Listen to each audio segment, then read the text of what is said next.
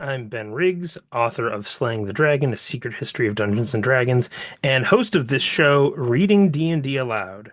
And I wanted to say a brief word before launching into today's show. Here, we take a TTRPG text and talk about it with a TTRPG luminary. Today, you'll be hearing my conversation with Mike Mearls. We start out discussing Wish in Dungeons and Dragons, reading the spell aloud, and then the conversation expands into Mike's time at Wizards, including why he left D&D. But this is primarily a conversational sort of hangout show with a text, kind of like Bible study for D&D fanatics. If you came here because of my clickbait title, I just wanted you to know what you're listening to and tell you that we do get to Mike's time at Wizards, but we kind of fell into it. So, with that explanation, please enjoy tonight's episode. Ben Riggs presents Reading D&D Aloud.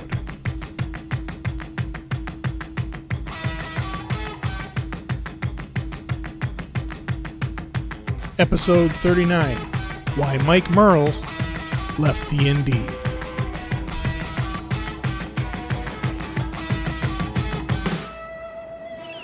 Ladies, gentlemen, boys, girls, samurai, shugenja, ronin, welcome once again to Reading Dungeons and Dragons Aloud. I am apparently controversial D&D historian Ben Riggs. I will add to that so-called celebrity and apprentice demagogue. Um, I'm just, taking notes on who I am here, but I am nothing compared to the man that I am sharing this call with. With me is D&D 5th edition lead designer Mike Mearls. Hi, Mike. Hello. Though I will point out that you described yourself as the apprentice demagogue and then said, I don't know how I compare to this guy, which implies that I might be a higher level of demagogue, which, I don't know if I'd argue with that because I was thinking the other day when I worked on fifth edition, there was a moment when I was on Twitter and I realized people were actually listening to what I was saying. And if you've ever seen the movie, the Naked Gun, the original one, Oh, yes. there's a scene where Leslie Nielsen's character, Frank Drebin, I can't remember people's names who do important business meetings, but I can remember the names of characters in movies 40 years ago. He has to go undercover as an umpire, and he calls strike on a pitch and realizes that everyone in the stadium's watching him, and he gets really into it. And that's how I kind of felt like being when I was working on D&D, being on Twitter. Like everyone's watching, so let's have some fun with it, right? When I So realized people were listening to me, I was filled with dawning horror. Like I can't say that, it's funny, once I was like, oh, people are listening to me, my posting just shot down. Like, oh crap.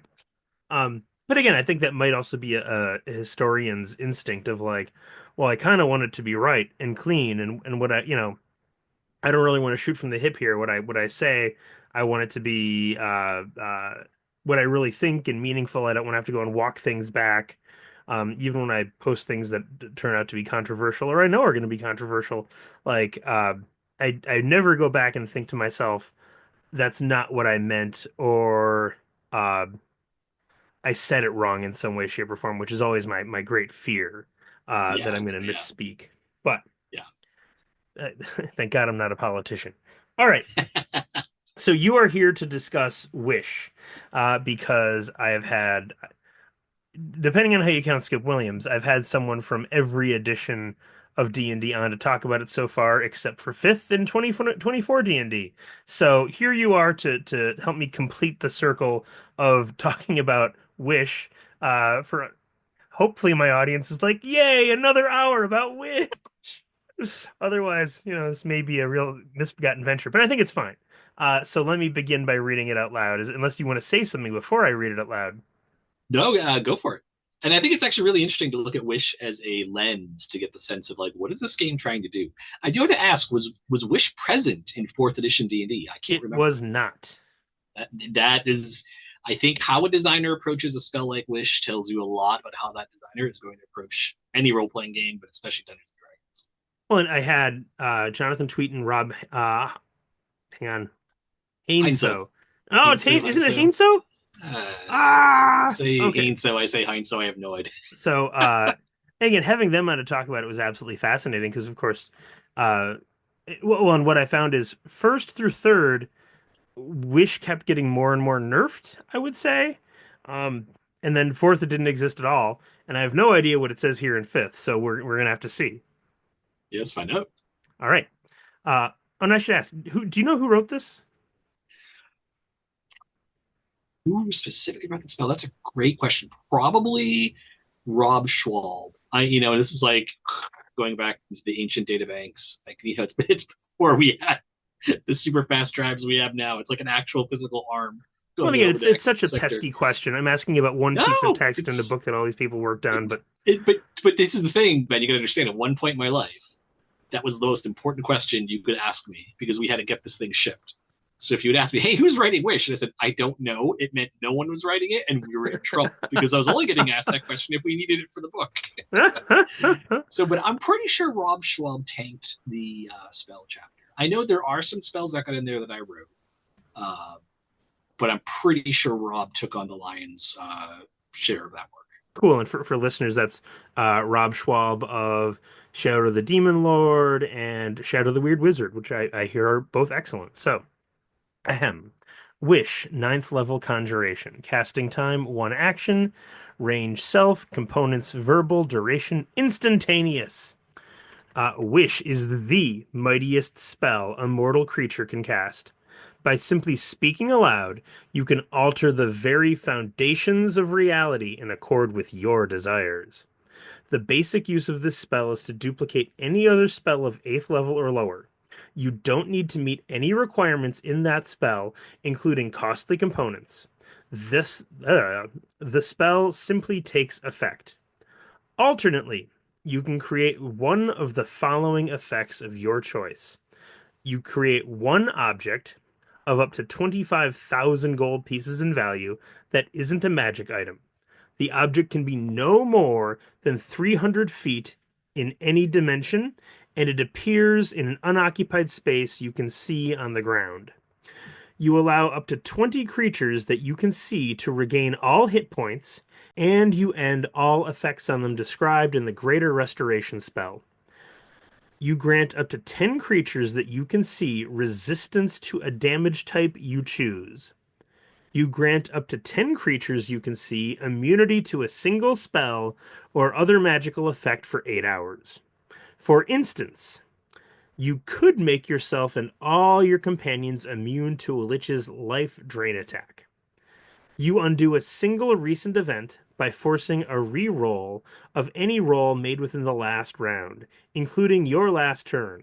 Reality reshapes itself to accommodate the new result. For example, a wish spell could undo an opponent's successful save, a foe's critical hit, or a friend's failed save. You can force the reroll to be made with advantage or disadvantage, and you can choose whether to use the reroll or original roll. And there's a couple paragraphs left, but I want to pause there for a second because that last bit there is brought in from third edition because apparently Peter Adkison had a game go really south with a wish that messed with time somehow. So Peter was very insistent that wish not be able to mess with history, and Skip Williams, as I recall, and Jonathan were both kind of like, meh. But they were like, well, we got to appease the boss. So this is going in there. So, if you're going to go back in time, it's only for one roll. And it's interesting to me that piece is still there, in fifth edition, because it's just such a specific, like, uh, here you are DMing and this one thing happens and you're like, we gotta change the rules so that can never happen to anyone ever again. And it's still in here, all this time later. All right. I'm going to keep going unless you want to say something. One of the things I love about that is just the butterfly effect of I imagine there was probably a game from the 80s or something, and just to lean in if you could just send like a message back to that group like what you have done will change like 25 years of D&D history, right? Like what did we do? Right? Like, Dudes, you ruined it for everyone forever. I shouldn't say that. It's fine. It's a fine rule. Okay. You might be able to achieve something beyond the scope of the above examples. State your wish to the dungeon master as precisely as possible. The DM has great latitude in ruling what occurs in such an instance. The greater the wish, the greater the likelihood that something goes wrong. The spell might simply fail. The effect you desire might only be partly achieved, or you might suffer some unforeseen consequence as a result of how you worded the wish. For example, wishing that a villain were dead might propel you forward in time to a period when that villain is no longer alive, effectively removing you from the game. Similarly, wishing for a legendary magic item or artifact might instantly transport you to the presence of the item's current owner. And I think this is getting, again, as we're reading this, I'm like, this might be word for word from third edition. Um, It's so as you're reading, I'm reading along the 5.5 player's handbook, and it is this text is exactly carried over. oh, wow. I also found that kind of interesting. All right, one paragraph left. The stress of casting this spell to produce any effect other than duplicating another spell weakens you. After enduring that stress, each time you cast a spell until you finish a long rest, you take 1d10 necrotic damage per level of that spell. This damage can't be reduced or prevented in any way. In addition, your strength drops to 3, if it isn't 3 or lower already, for 2d4 days. For each of those days that you spend resting and doing nothing more than light activity, your remaining recovery time decreases by 2 days. Finally, there is a 33% chance that you are unable to cast Wish ever again if you suffer this stress. That last paragraph I'm not sure about. That might be new, but the rest of it sounds pretty close to what was in 3.5, and it's identical to what's in 5.5. Just about. So 5.5, not to be the guy who's like making fun of the game that came after his version of the game, but they threw in this extra few sentences that are kind of like that have this very D&D specific like lore about like what happens if you make a wish that affects Planescape, the city, and Sigil. because I would, yeah, so it kind of comes across as almost like, hey, make sure we own this. So, but I don't know, maybe they thought it was important to specifically say you can't mess with the Lady of Pain with Wish. So the I just think it's kind of funny because I think a lot of players will read this and they'll have no idea what that is. So but yeah, I think that final paragraph was new because I Hmm. think we were thinking through this idea that Wish should have some sort of cost associated with it, specifically so that we could deal with like those specific effects, like heal everyone up and so on. We kind of knew that this would essentially let the wizard do anything, and it could step on other characters' toes. So if you were like, well, I'll cast Wish all the time using these like guardrailed options because those are balanced, so I can just keep casting it. Well, then therefore you just kind of making everyone else feel sad because you just got this kind of not an I win button because they're very specifically focused on certain things, but that it would just get obnoxious after a while. And we decided to include that because there's a funny thing that happened. One of the biggest lessons I learned is game balance that looks like it's just there for the purpose of game balance. Like players will naturally push back at it. But if you put game balance in there and say, "Oh, this is this way because a wizard did it," then they go, "Oh, okay, a wizard did it." So now we 100% accept that. That is normal, and of course we should be really careful casting Wish because maybe we can't ever cast it again. Instead of the reaction of like, "Oh, this is lame. They're just doing this for balance purposes. Boring, right?" Like so now it's like, "Oh yes, it's so." But I think there's power there. It's such a powerful spell. It is. It's a ninth level. It's really kind of a 10th level spell, right? Like it's better than the other spells you can get at ninth level. So this is just a natural way to kind of give you the effect of I can cast Wish, that's so cool. But then say, yeah, but be careful with it. Don't like it also kind of undermines things in terms of like a storytelling. It's like, oh, every kind of high level wizard is just running around casting Wish all the time. So we did want to make it feel like it was a big moment in the campaign if a wizard took the spell and cast it. And also for an NPC, same thing. You just wouldn't design encounters with an evil wizard just casting Wish all the time. So Huh. Well, like um, when I started this process, uh, it was because I want to say Wish popped into like a second or third level Shadow Dark adventure. And again, audience, you know this story, and audience, you've heard me read Wish from Shadow Dark before, but I'll do it again just for consistency here. A character like I want to say you put a ruby into a statue's hand, and you got to cast one Wish spell, and the character decided to like basically blow up the dungeon they were in, which it's not a bad use of Wish, but when that happened, I had not read Wish and Shadow Dark because why would I? It's such a high level spell. Um, have you perchance read Wish and Shadow Dark? I have not. My Shadow Dark games have only got up to like fifth level, but I have my copy of Shadow Dark right here. But you have your copy open already, Oh, and I mine do I'm in my indeed. controller's Uh, line. So and it is, of course, it is very short. Tier 5, Wizard, Duration, Instant Range, Self. This mighty spell alters reality. Make a single wish, stating it as exactly as possible. Your wish occurs as interpreted by the GM. Treat a failed spell casting check for this spell as a critical failure, and roll the mishap with disadvantage. Done. cool. And that is it. And So yeah, I was just blown away. I'm like, Kelsey is just not afraid here. She's like, wish is wish, and and that's what it yeah, is. And no, and there's value there, right? I mean, that's kind of the challenge when you look at something like D&D, where you do have this like big audience, and there is a natural anxiety, and how do you handle it? But I think I mean, I'd say I much prefer Kelsey's approach. Like, that's what it does. Why are we trying to mess around with pretending it's not going to do anything else? Though I do think there's value in putting some limit on cast it, et cetera, et cetera. But but it's funny you mentioned that it was a low level Shadow Dark adventure. Was that a published adventure? I imagine because you I mentioned you want to hadn't read say it it was in, spelled. I forget, I think it might, no, it wasn't in the quick start.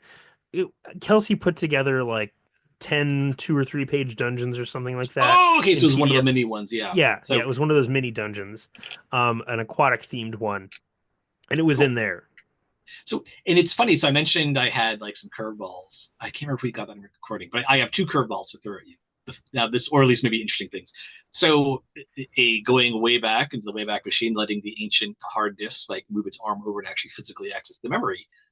Originally, for the 2014 DMG, we were going to include an adventure, and we're also going to include the small like sample starting town, and I think it was going to be the town from under Illifarn, the old like mid to late 80s adventure, and I can't remember the name of it.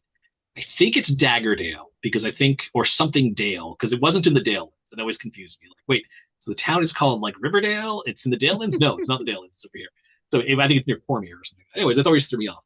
And James Wyatt was going to write it, and he had the great idea of the final treasure in the dungeon. This little dungeon go through, that'll be outside of town, would be a ring of three wishes with one wish left. And I love that. I mean, I don't think there's any better way to introduce someone to Dungeons and Dragons. I said, well, here's a wish. What do you do with it? It's like, you know, now we ended up getting, it ended up getting cut because the starter set was coming out first. And that was really seen as like, okay, no, this is where we want you to start. The quarter book's early reference. No rational person who wants to learn a game is going to buy a 300 page book and try to read it all. I mean, people do that, but like, most people don't. So don't worry about putting a starter dungeon or something in there because they'll just go use the starter set. And it also meant it was clearer, like, what should I start with? The starter set. If the DMG had a starter thing, it just, I think, be confusing to people. So but yeah, because I think that is something about role playing games that it really highlights what makes these games different. Except I have like my second little spin on things. So I was thinking about that, right? Because you'd think, hey, Wish, right? Like you're like in your example. So what, was you were running the game and the player said, "I want to destroy everything in the Yep, dungeon." I was running the game, and like, I don't, I hesitate to say we were running a campaign.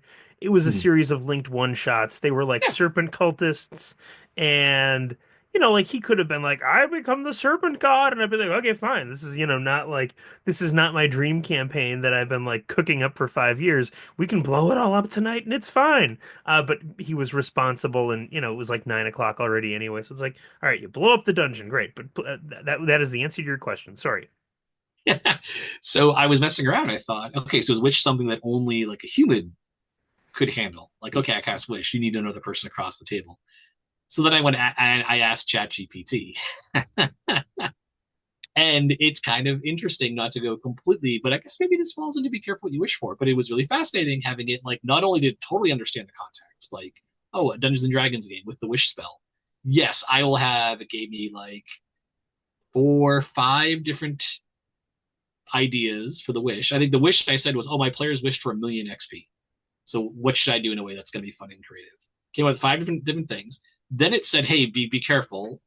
And then it asked me a question. It's like, what are your players like?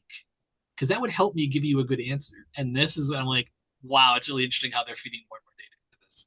The But I just thought that was kind of funny because my entire thing was like, oh, surely like only a human could adjudicate this. Like, well, yeah, probably a human only really still could, but it is interesting to see where AI is going. And it contextually, someone spent a lot of money for this giant thing to process enough Dungeons and Dragons, like actual plays, texts, that like, oh yeah, I totally got the idea of someone casting Wish in a tabletop role playing game and could contextualize and answer that question, which just kind of blew my mind.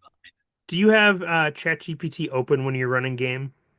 No, I do not. The so I am very not to listen to an entire episode about AI. I use it for one very specific purpose. I will open it up, and I used to have a paid account when I worked at Wizards because we are doing a lot of research around AI. And the what I will do with it is say, "Hey, ChatGPT, I let's say I'm working on a monster, and I'll say, "Hey, I am working on a new monster, and here are the adjectives I'm using to describe it. What kind of monster do you think this is?" So basically doing a like, 'cause I know enough about the technology to know like, hey, when I put those words in, it's going to go off into this basically giant cloud of concepts and then find what's close to it. So then if it comes back with something that doesn't match at all what I'm trying to describe, I know to go back and change it. But like during the game, no, because honestly, I actually had very far afield here, Ben. If I start wandering too far off, like off task, just smack me. But the when I was at Wizards, I was approached by someone. Who was it? Someone on the business side, and they were like, "Hey, if we wanted to do like Lego style toys for D&D." And this was like a year, I think a little bit before they figured out they did the partnership with Lego, did the Lego set. But they asked like, why don't more people use Legos? Why don't more people use Dwarven Forge, in their games? And a lot of it was because, well, the core gameplay loop doesn't have space for it in the sense that, hey, we're all for initiative, great, we're about to get into a fight, this is gonna be fun. But first, let me build a 3D, like, it can work, but you got to really think about it. And so for me, that's where ChatGPT kind of sits because like there is a funny thing where like this is kind of interesting. It can generate all this text talking about wishes, but like if we're playing a game and I'm like, oh, that's interesting, give me a moment. I'm just looking at my screen, reading like the yeah the so that for me is it's not something that I really think of as like a runtime research piece. Like I said, it's more useful to me to get like what would Reddit say if I asked Reddit, hey, I described a monster like this. Now everyone post what you think I'm describing. The that's fundamentally what you're getting when you talk to Chat GPT. When I was running my One Ring game, I found it really useful because have you read the rules for One Ring? I did ages ago, but it's been a while. I just recently looked at the travel rules, and I looked at there's the 5e version. I don't think it works with 5.5. It works with 5 that they're selling the DVD on. So again, yeah, the travel rules are exactly where I was going. Like incidents will happen along the way, and in the core book they kind of have a generic like here are the like seven sorts of incidents that might happen. And they're trying to give you enough inspiration to run with it, but also leave it open enough that you're not having the same thing happen all the time. And uh, after a few months, it's like I could really use some fresh ideas here, and ChatGPT was really handy for that. Essentially generating like random encounters as you're going through the wilderness, and I also use it similar with your monster idea. Um, Again, I could be like, hey, give me Tolkien-esque synonyms for whatever, Yeah. so and I don't need to read a whole thing. It's just like, okay, I can sprinkle in again the appropriate adjectives to kind of get me in that Tolkien space. But, if I when I've been running Shadow Dark, like I don't use it at all because it's like, well, I kind of know what's going on here. I know the score. It's not quite the reach for my brain that Tolkien is, but it was very good as a Tolkien emulator as I was running the One Ring.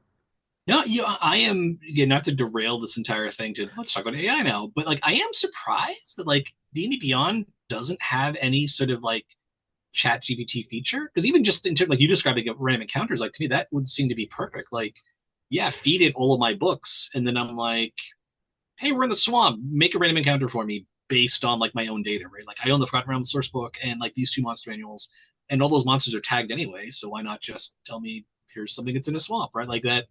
Yeah, I wouldn't be surprised if they roll something out like that this year because it seems pretty, especially like with their virtual tabletop maps. Like that seems like it would be pretty simple to just have a button that says make encounter, right? And you can just look at your characters like, oh yeah, three, fourth level characters. Here's a balanced fight, and great, thank you, right? So Yeah, and AI is obviously controversial. And there's a lot of feelings swirling all around it. I guess I'm either apocalyptic or utopian, depending on your point of view. I think it's going to change everything very quickly. Uh, and if we manage it right, it's going to be amazing. I don't know that we're managing it right, but uh, I am like, I've had a lot of people say it's expensive.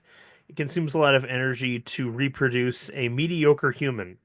And I'm like, that might be so, but that's today. And like we went from the God image generation software I think called Dolly uh, to AI generated movies that are pretty good in like 2 or 3 years.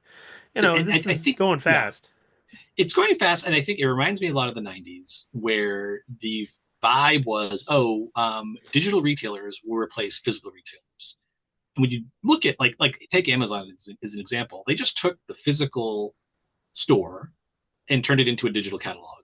And like that obviously like worked to some extent, but I still think like most retail sales, like 60 to 70% are still, face to face. Um, and when you look at like what is Amazon today? Well, Amazon was an online bookstore in 1999. Today, it is a provider of web hosting, and business like, it's AWS, Amazon Web Services, that's their big part of their business, and streaming video. And so I think what my personal feeling of the AI is we're using it right now to just replace humans, which is a dumb use of the technology because we already have people who can do this stuff. We don't really gain anything by having AI do it. I guess you could argue speed.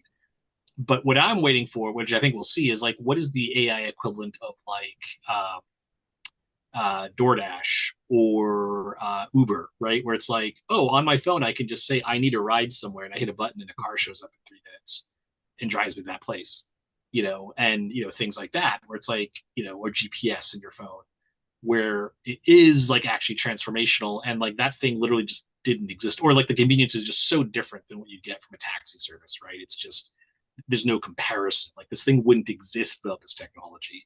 It's not just you know a digital catalog. Yeah, and again, I am not a computer science guy. I am a science fiction guy though.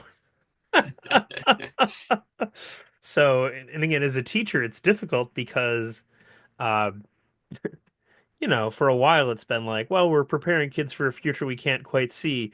And now it's like, well, I don't quite know what high school is going to be like for you guys. Sorry. Yeah. I hope there's dates still. I hope you still can go on dates, and that somehow we don't ruin that for you. But yeah. Um, okay, but yeah, we have indeed wandered far afield. So let me ask you this then. So James Wyatt is probably the most significant D&D creator that I have not spoken to and don't know that I'm going to get to speak to. So, and for those of you who don't know, he is to this day at Wizards of the Coast. He has been there for a long time. Yeah. Gosh, he started with third edition, I want to say. He was actually hired by, so my understanding and is that he was hired by TSR. Then TSR couldn't bring him on because of the entire bankruptcy thing. But when Wizards bought, finalized the purchase and then got everything settled out west, he was like one of the first people they reached out to say, hey, now like, come work at Wizards. So I think he always worked at Wizards, but he was like technically hired by TSR. So that'd be So that would crazy, like put him, yeah, 97-ish. yeah. So Um, almost 30 years. yeah. And he worked on one of the fourth edition core books, I forget which. He obviously worked on fifth edition, and he's Yeah. still there working on 2024 D&D. So this is a facile question, but what's Jim Wyatt like? He's a Methodist minister, right? He is. And I have not talked. So he also he was one of the core three designers on fourth edition. And I know after when we launched fifth edition, like the success was pretty surprising. We had to cut down the team, but he ended up over on Magic. So he was on Magic from like 2015 to 2020, then came back, I think in time, like I don't know if he was part of the core team working on 5.5. I just call it 5.5 because I just don't want the sentences. The So the because they have not given us anything to call it, so we're just but the but yeah, he well, I mean, I think the example I gave, he was like he had the idea of like, well, let's put a wish in the first dungeon that you go through, right? Like, I think my impression of James is probably mostly shaped by Eberron. He played a he was I don't I can't literally say he was like the Jeff Grubb to Keith Baker's Ed Greenwood. Like, I don't know enough about the process, but I know that like James has a very thoughtful approach to world building, and he has a very holistic view of the game, which was interesting with fourth edition because he's listed as one of the core three designers, and he did a ton of work on it. But I always, I'm trying to kind of put this. I always got the sense that his interest was more from the world building standpoint rather than necessarily like the game design of like the powers and everything like that. Like, obviously he worked on that, but there was also a significant thing of like, well, what, like the world of the Nentervale, how does that all fit together? The but yeah, I mean, in terms, I mean, you stick around for that long in a company because they clearly like you and you're doing good work. The but yeah, I think he's a very thoughtful person. He isn't. I can't remember him ever like rashly saying something. I'm just trying to go through it because it's okay. We're going back to like you can hear the disk drive spinning and everything. This is not my modern solid state drive.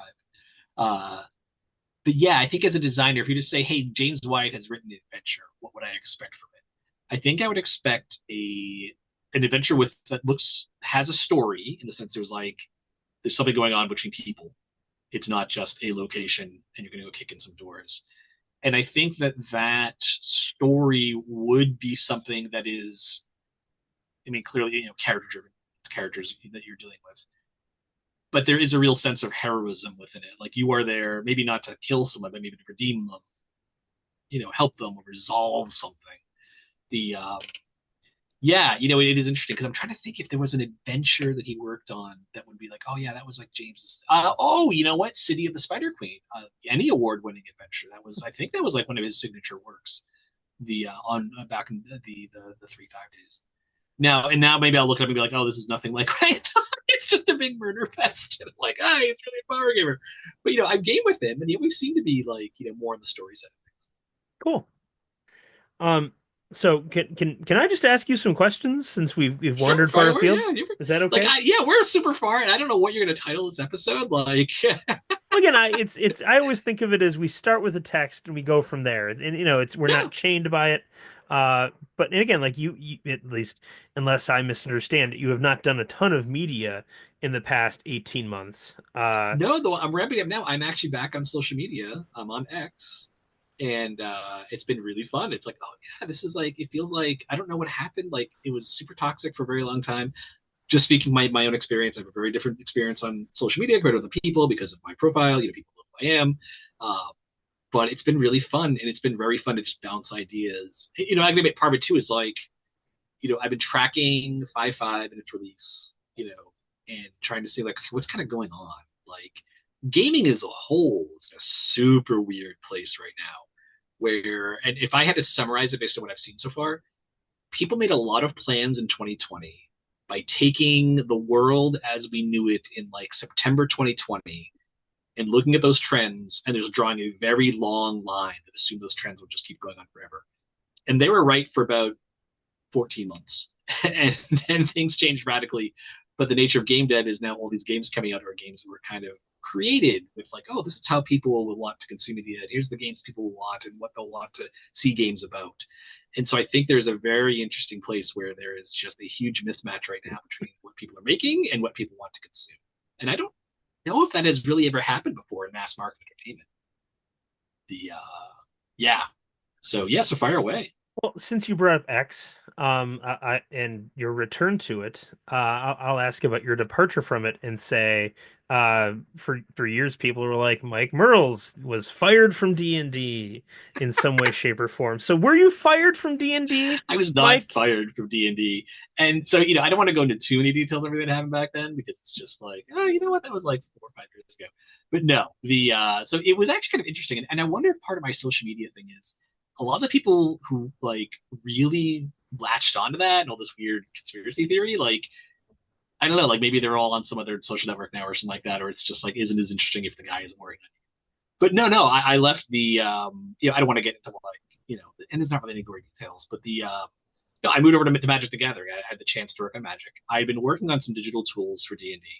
Um, I had, and I know there was this thing where someone publicly said was no longer working on D&D. That's like, no, that never happened. I have no idea why that happened, but I'm not even going to touch that.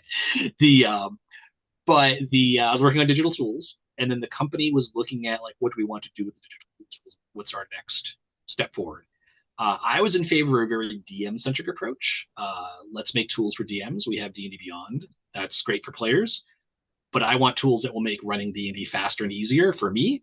And and it was kind of the decision of like which direction we want to go. The company didn't want to go in that direction, so it's like I'm not really interested in working on something that's like so far from what I want to work on. And that's how I got the job offer to go work on Magic. So the yeah the so that was not like no at no point to be clear, if like a quarter of what people talked about had happened, I would not have kept my job. Like it was, but it's kind of part of. I don't really even know what people think like happened and everything. But yeah, no, that was never even close to coming on being on the table. So So obviously you were not working on D&D at the time, but what was the atmosphere within the company during the whole OGL fiasco? Like what was it like within the walls of Wizards? people took it very very seriously. And I think when people, or at least I don't know if anyone at Wizards ever has publicly said anything or talked about it. I think it was genuinely surprising to people. And I'm going to be in the weird position of like, oh, this company laid me off, but I'm going to kind of defend them now. Like one of the things I do feel bad for people who got caught up in it, who aren't Wizards, was they probably thought, hey, we're doing exactly what the community would want us to do. We have some ideas for how we want to change it. I am sure, like at this stage, remember, it's 2020. The business is blowing up. There's a lot of potential for licensing, right? Like, and it's going to be hard to negotiate a license with someone if they're like, oh, we don't actually need to work with you. We can get everything you have by just going and using this open gaming license. And if you look back, the things they were looking at were, if you're making X dollars or more, you have to give us royalties, et cetera, et cetera, et cetera.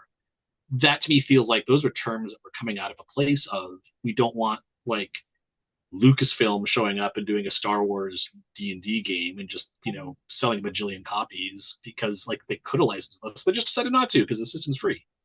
Now, there's a lot of reasons why I think they misread the situation, but I think the one thing I think people have to give a little maybe consideration is they were sending out the license to people with this idea of getting feedback on. Now, you could argue that no one took them seriously and thought, no, this is just you sending this to me and you're going to ignore my feedback. But like that to me doesn't kind of make sense because if I was in, I don't know, I'm just going to say if I was in that position of like, hey, I think people are going to hate this so much and I'm going to do it anyway, why would I show it to people early? Because then the story is just going to be like, hey, this thing is so bad we hate it. By the way, they showed it to us and they ignored us. Like that makes it even I worse, mean, right? I will say the sources I've had within Wizards seem sincere when they say, "Yeah, we sent it out for feedback," and then someone stabbed us in the face. Because again, from within Wizards, that is the point of view, right? Like you just sent this thing out for feedback, and now it's all over the internet, and everyone is angry. And one of the people that you trusted to look at this and negotiate with you has stabbed you in the face. And uh, again, I can understand that point of view. Yeah. But I will say that there is something to be said for, I think the one thing they didn't quite account for, because this would have been 2022 is when they were sending stuff out. And had they announced the new edition yet? I think 5.5 had been announced. Yeah, they announced it, I want to say around August, and then December they sent out OGL. We got 1.0A. I think it's 1.0A. Yeah. Um, for feedback, and then by the within a week of the new year, within a week of the new year, Lynn Kodega was writing articles about it. Yeah. And I think that's what their miscalculation was. There's a lot of people like me who worked on fourth edition. You may have heard this if you talked to them about, hey, why did fourth edition, have so much trouble and it ultimately like almost wrecked the business. The and it just tried to change too much at once. It was a new world. It was a new game mechanic. Forgotten Realms got radically changed. The novels line was like really pared down. Digital tools, right? It's just so much change. It's like what? what am I supposed to, how am I supposed to make this journey from where I was to where I am, to where we're going? And I think that was maybe their big miscalculation was I think it is like almost like the same root cause maybe like as like, oh, we don't really understand how people will look at this, so we're going to show it to them, but not knowing they'll think like, no, people are going to be very on edge about this and very like, no, this is a direct threat. Even if you're trying to be as nice as possible, because to put it in context, maybe Wizards didn't see you just announced a new edition, so people are immediately going back to fourth edition and the GSL, and they're immediately going back to a space of you are trying to do a new version of D&D that can cut us out. So this doesn't feel like, hey, can you give us feedback? It felt more like this is the deal, take it or Can you, for not. the audience that doesn't know, what was the GSL? So the GSL was, so we had the OGL for third edition, and the company did not want to do the OGL for fourth edition. And again, this is another example of just like of all the path, this was the worst. And I think businesses do this all the time, and it drives me banana. So they didn't want to do the OGL for reasons, right? It's competition, blah blah blah blah blah. So rather than just say, hey, there's no gaming license, which I think would have been a much better approach. People would have just said like, okay, like that's I'm upset, but like that's it. They had the GSL, and the GSL was basically like, imagine if you took the OGL and said, what are things we could put in this to make it so that no one would ever use it because it's so obviously a bad deal, and then like double that. Now that's the GSL. Like it was so obviously like, no, why would anyone do this? This feels like you're actively stabbing us in the face. And so I think it had a similar thing of like, oh, they clearly didn't want any competition for their products. And so therefore they didn't actually want anyone to make stuff for it. So they offered such a horrible deal that no one would take them up on it. And I think very few people did. Like you had to like register your company with Wizards. They could like revoke it at any time. You had to like send in it was just super fiddly, and it would have been just much cleaner to just say, no, there is no OGL. And it's kind of thing where like you need to be in touch with the audience enough to know like, hey, we're doing this because people will be really upset we don't have the OGL, but we don't want to do the OGL. Like as soon as you're in having that conversation, you need to step back and go, why are we getting rid of the OGL again? Or whatever the decision is. Like if we're gonna jump through all these hoops to like make it look like we're not doing the thing we're doing, like just do the thing, right? Or just don't do the thing. It's the even better answer. Just don't, right? Like, holy, but people, yeah. Ugh, yeah. So yeah, I mean, I guess that's the long and short of it is like, yeah, I feel bad to people who got stuck in that situation because I just think they didn't have the right context to understand the reaction, and it's the worst outcome. Like you think you're being reasonable, so then when the other people react, you think maybe are they being unreasonable? Are the children wrong? And this is a case where, I mean, no, the children were not wrong. And to Wizards' credit, like they then made like they released the game under the what you call it license now, Creative Commons. Creative Commons, which is like okay, now they have no control over it. And then 5.5 came out and like sort of changed things, like, but I think you could just make stuff for it using the current 5e thing. I think people understand how to use it. Like it's a super yeah. So then it makes even the decision to like crack down even more like okay, I don't know why.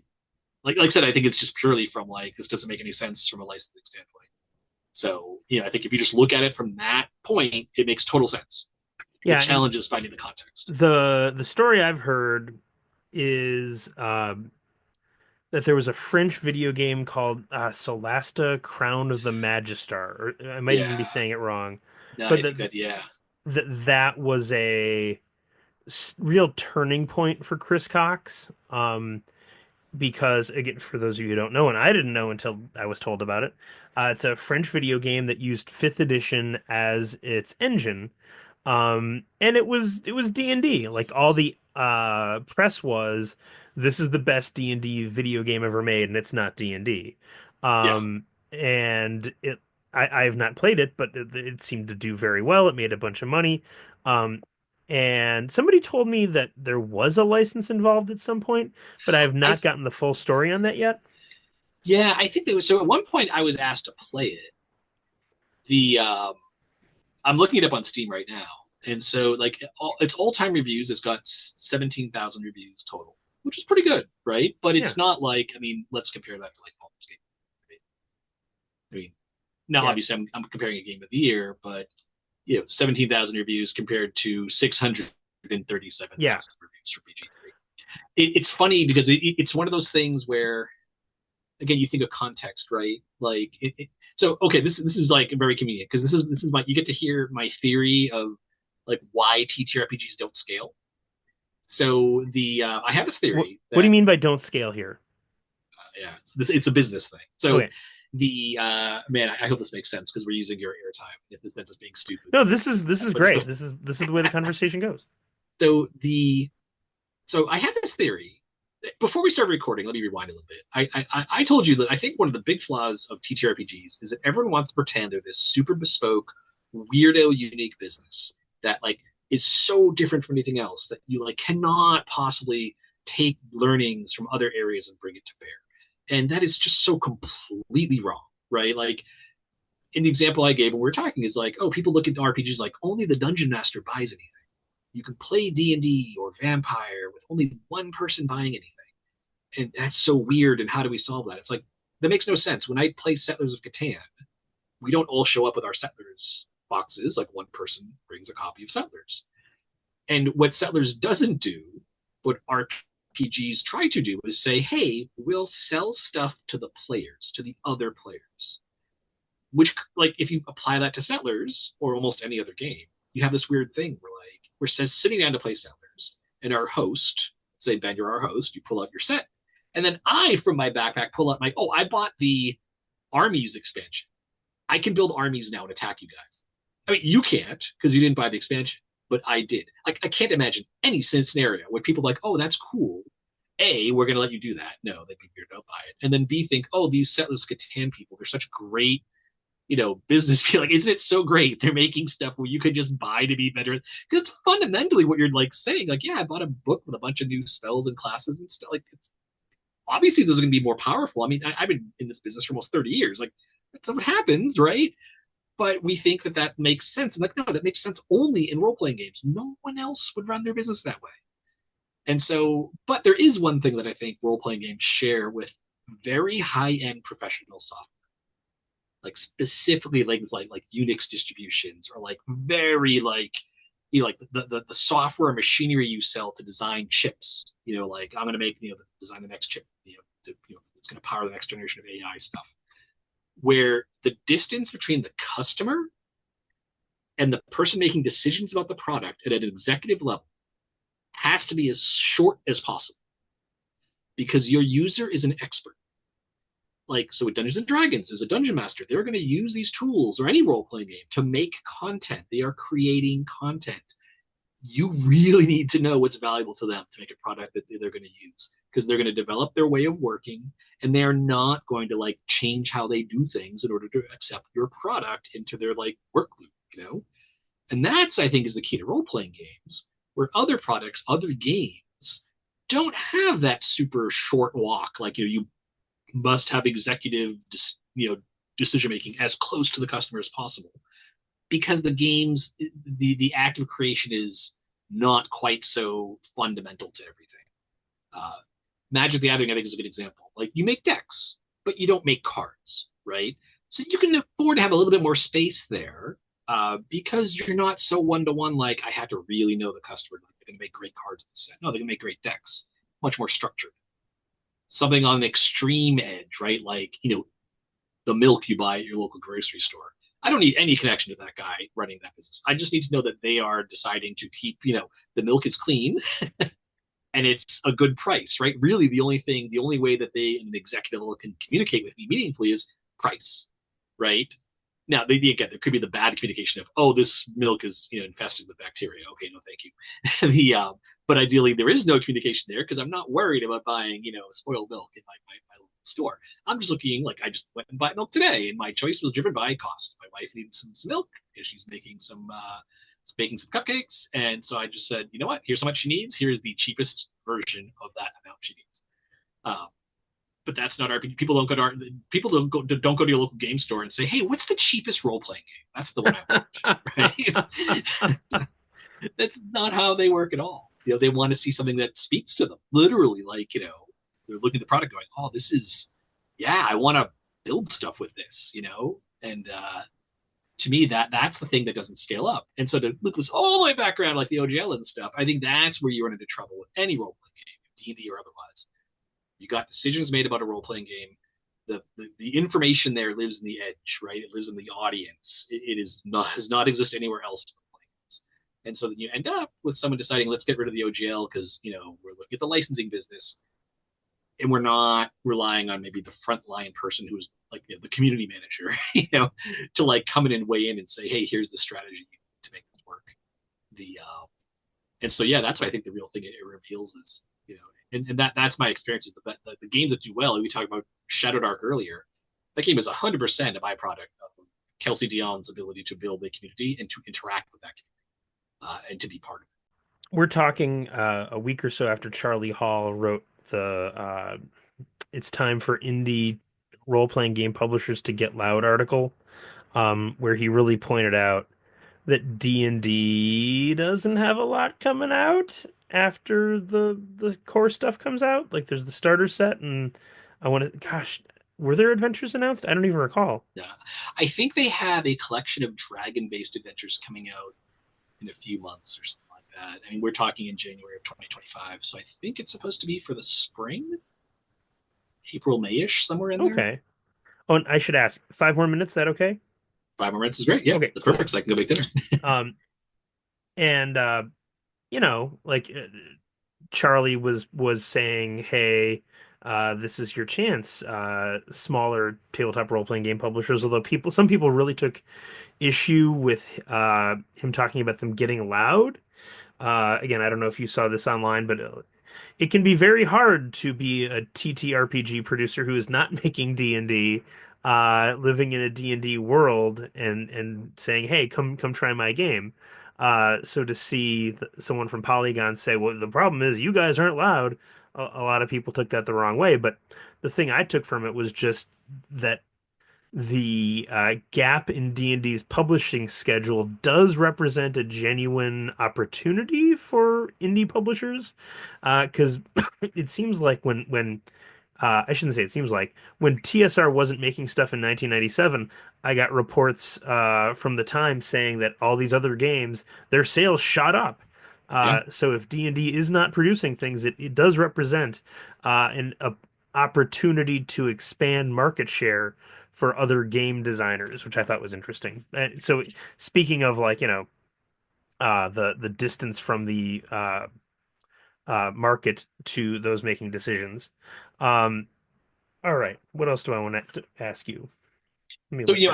actually, I wanted the thing with the Go. Charlie's article that I think is weird is that this is the same number of releases that D&D has traditionally been delivering throughout fifth edition. Like this isn't weird to have this window. My theory is when you look back at the OGL, the real impact of it is that it made D&D uncool again. Hmm. D&D was cool, right? You had like Joe Manganiello and people like that, like openly talking about playing D&D. D&D was something that was kind of interesting and creative and fun and different. And I think what the OGL did was take that concept that wizards and this idea of creativity that is inherent in the D&D brand because of it's a role-playing game. And I think those two things were sundered. And I don't know if you could ever put them back together. Because I think essentially, it's this phrase, the mandate of heaven, right? I think fundamentally what happened was Wizards has lost the mandate of heaven. And I don't see them even trying to get it back. Because what I find fascinating about the fact that it was Charlie Hall who wrote that is this is the same Charlie Hall who wrote glowing reviews of the 5.5 core books. But then at the same time, is also then writing, this is your chance because D&D seems to be stumbling. Like, how do you square that? How do I go out in a review? Like, here's the new 2 Star Wars movies. They're the best, amazing, the greatest Star Wars movies ever made. By the way, Star Wars has never been weaker. Now is there a chance other science fiction properties? Like, so to me, it's that context thing again. Like, maybe this is the best player's handbook ever written. But the vibes, the audience, the people playing these games, they don't seem excited about it. Like we're not seeing a groundswell of support and excitement and all these. Where are the third party products? That's my fan fast because that's what you think. Oh, there's a gap. I mean, remember before the OGL even came up, back when 3.0 launched, White Wolf had a monster book. There were multiple adventures at Gen Con. Like the license wasn't even official yet. There were already adventures showing up in stores. we're not seeing that. What's ostensibly like this is the new standard going forward. If anything, we're seeing the opposite. Creators are running in the opposite direction. I mean, that's where I'm going. Like, to plug my Patreon, patreon.com/Mike Mearls, one word. The, this time last year when I was looking at like my post Wizards options, I thought, well, maybe I could start doing fifth edition compatible stuff.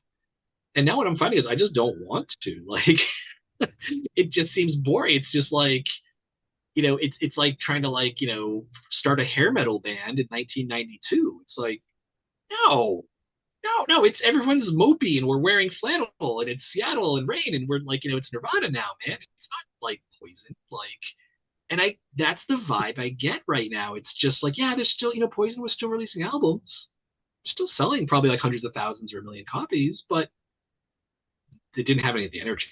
Like it's moved on. But what's been interesting to me is that role playing game culture is still there. And this is what I find fascinating about gaming in general, but especially TTRPGs. I don't think we've ever had a period where TTRPGs were flourishing and had a lot of energy and excitement around them, and D&D wasn't on the upswing. Because I do think that's what's happening now in very strange waters, where I think D&D is now uncool. And but it's not like the audience is shrinking, as opposed to like, a friend of mine would use the example of the late 90s when TSR was really struggling. They got bought up. And I think back then D&D wasn't very cool either. But it was taking down the entire industry with it. Like, yes, Shadowrun are the games who were getting market share. That overall pie was shrinking. Trading card games were taking off. Video games are becoming better than ever. But yeah, I think this is a weird space we're in now, where in 2024 will be the first time in the history of role-playing games a new edition of D&D launched. And I would put good money down on the table that Brandon Sanderson's role-playing game generated more revenue than the new edition core books. How much did his role-playing game make? I'm gonna look at it right now because I said that. I'm like, oh, God, I hope I didn't just like get 500. Okay, then I'm clearly wrong. Well, The as long as we're whipping out numbers, I will. I am digitizing my entire historical archive, mhm. and I am posting one document per week on the show Discord for Patreon subscribers. So, if you want access to historical documents like the one I'm about to cite, it's only $3 a month, and I don't think I'm ever going to change it. I'm just going to make those $3 so amazing that you have to come and give them to me. But in 1994, TSR made a total of $6 million on hardback books and hardbound rules, and only 1.5 million on modules. So, and again, if you take that and you change it for today, it doesn't seem like a ton of money to a billion-dollar corporation. And even if 2024 D&D is doing really, really well, like, what 10 million, $20 million, you think? Like, how much did Yeah, so Brandon if you look, Sanderson bring in? yeah, so the Cosby role playing game Kickstarter brought in over $50 million. Um, the if so the Now this gets where things get really interesting, because if you were to look at your 5.5 core rule books, this is where I kind of fun I got to do this for a job because I learned all this stuff. Very easy. I'm I'm amazing at parties. People just can't stop inviting me over. No, it's the I got a copy here of the Dungeon Master's Guide, and I think the most telling thing about this in terms of the business is the words printed in the USA. They printed this book in the United States. I'm going to tell you, as someone who works in role playing games, that you only do that if you absolutely must, because your schedule has been completely shredded, because you are paying way more money to ship in the States. Like, don't even talk to me about saving money on shipping. It's not even close. So you're printing in the States and you're charging $50. So I'm going to use that as my thing, that even with those numbers, like $15 million, assuming you're selling either through distribution or you're selling a digital copy. Now they did sell copies direct, so Action go back and adjust my math very arbitrarily here to a little bit higher number per unit, but that's kind of bad for them. It means they've sold well. It means they have to sell fewer. But so $15 million. Let's say they're getting an average of, I'm gonna say $30 per core book sold. They've released the Dungeon Master's Guide and the Player's Handbook. Divide that by 30. They'd have to sell 500,000 books total. And I think just looking at the numbers on, Amazon.com. Oh, so, and I don't think they're coming close to Hmm. that. I think they're about half that probably. Well, and they they said, God, they said it's amazing that it sold more than anything ever. Again, I'm They didn't say that. paraphrasing. Oh, what did they say? So this is the thing. They did not say that. They said they used the word fastest sold, Oh, but they also said specifically this is our largest first print run, which implies there have been D&D print runs that were larger. They just weren't the first print runs. They've also been using. Oh God, I feel bad. I don't mean to roast people I used to, but this is the well, here business we are, now. Mike. Like You're yeah, doing it. The internet's gonna yeah. love it. Let's. I'm a free agent now. I just talk about this. Yeah. No, but if you look, it is interesting to look at the way they talk about it. I think there was a CNBC article, and they said something like the player's handbook has been like touched by more players or has been delivered to more players or like the addition, like they're very careful to never just say it is the best selling thing ever. And I mean, this working in video games, you see this a lot where people will say things like, just today, Electronic Arts had their earnings call, and they said something like, we have delivered 1.5 million copies of some game to fans. It's like, oh, that sounds impressive, but then you think, wait, delivered it to fans, so it's not sales. They didn't say sell. They said delivered, so it could be include like free downloads, people getting it through a subscription service, like if you have Xbox Live, maybe it's available there. So you can't do a one for one and say that's sold. And a lot of their comments have had that sort of phrasing where it's like, it's the fastest. Like, well, of course, you had like 4 months of pre-orders. They keep referring to it beating 2014. It's like, well, who cares? The market was a shadow of itself back in 2014, and they're not just coming out and saying it has sold more. It's all these other words around it, which then like people like me working in the business, well, then I have to go and go through their press releases and then triangulate things. I'll give you another example. They at the end of the year, and I do have to go in a sec, so Yeah, I'll and wrap I'm this like, up. But the I said 5 minutes ago, 10 minutes ago, but yeah, 2 minutes ago. But this is interesting, and my wife doesn't want to talk about this. My daughter definitely doesn't want to. We're going to talk to someone about this. It's not just work.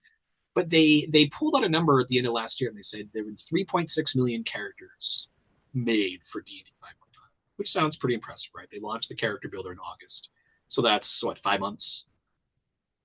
It's pretty good, right? So 3.6 million characters, 720,000 characters. Well, because of the way I'm wired, as my mom said to my wife before we got married, like he's a little odd. you need to, there's just certain things you have to learn to deal with it. The I heard that number and immediately thought, wait a second, D&D Beyond back in January 2020 publicly released how many characters had been made on their service, and so I spent. Other people stay up late playing video games. I stay up late, like going through transcripts of YouTube videos and then getting like low key on tilt at Adam Brad because like he speaks so slowly, like even on 2 times speed, it's slow, right? It's my northeastern New Englander thing kicking in. But yeah, he said in January of 2020 that there had been 30 million characters created on D&D Beyond, which is that's a lot. And then you trace back and say how long had D&D Beyond been running at that point? 30 months. So you're looking at 1 million characters per month. And that's assuming, hey, some of those months were the launch month where like clearly they didn't just immediately go to 1 million. So when you look and they say, hey, they're bragging about this number. It's 720,000 characters per month, which is, 28% behind where they were pre-COVID when the service was just launching. So like, what was that number like for December of 2019? It was probably higher than 1 million because that was not, that butter was not just spread out evenly. So there's things like that you're looking at and going, okay, so what's actually going on? And this is my theory of the case is just like D&D just isn't cool right now. People aren't like, yeah, give me D&D. But I think they are saying, yeah, I like role-playing games. And where that's going to go, the $15 million for Brandon Sanderson, like that's wild, right? Like he could have done a lot of things and he chose to do a role-playing game. Matt Colville's role-playing game, breaking 5 million, things like that. So yeah, I think we are in. I don't want to get too optimistic, but I think, and by saying it aloud, I'm going to jinx it. Like as every good superstitious person thinks, we might be entering a post D&D era. D&D has always been like the number one game by far, but I think you could probably go back and look at 2024 and say D&D overall revenue for TTRPGs, D&D was less than half. And I think I could make that case now that I'm saying I'm like, maybe I should go and try to figure that out. well, from your mouth to Saint Cuthbert's ears. Um, I will close simply by saying, before 2024 D&D came out, um, I really tried to yell about the fact that, except for fifth edition, every version of D&D did worse than the ones before it because, again, I have a lot of respect for the creatives involved on 2024 D&D, and I thought that these CEOs are just going to roast them if it doesn't do better than D&D 5e. And I'm like, it's almost it almost can't do better than D&D 5e because it sucked all the oxygen out of the room. My books are still good. Why do I need to buy this? Like, it's just, I just don't think, unless something extraordinary happens, that it's going to be able to match the success of 5e, in part simply because 5e was so successful. So I tried to get that idea out there in the hopes that somebody could take it to the CEOs and be like, look, it wasn't us. But But, you know, think what we're talking about that goes right back to what I was saying earlier. Because when the distance between the customer and the decision maker gets to whatever the business is, there's just a certain, it's like a law of physics. This is how far you can be apart and still have a viable business. With RPGs, man, like why was fifth edition so successful? Because not only were we super close to the customer, like Nathan Stewart literally is like on Reddit reading threads and hey, people are complaining about this, right?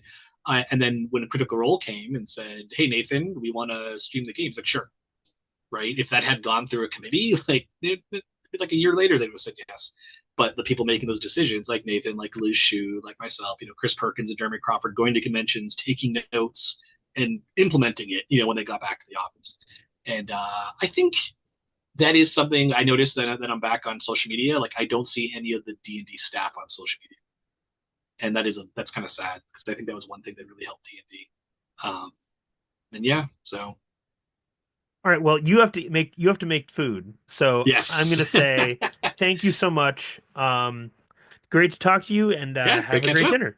Yeah, take care. All right, Thank bye. you. Bye-bye. All right. And if you're still listening to this, I am here to tell you about our amazing Patreon. Uh, if you are a Patreon subscriber, you get access to a number of amazing perks. Firstly, as I already mentioned, I am digitizing my entire historical document archive and posting a document per week on our Discord. Be the first people to see amazing historical documents from the past. I think this is really cool. Hopefully, those of you listening to this are also fascinated to hear about things like the fact that in 1994, TSR sold a total of $126 worth of graphic novels in Canada, because that is how granular some of the information I'm posting up here is going to be.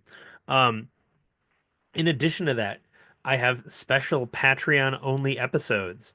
You can hear me and Dr. Scott Bruner discuss the Dungeon Master's Guide only by subscribing to our Patreon.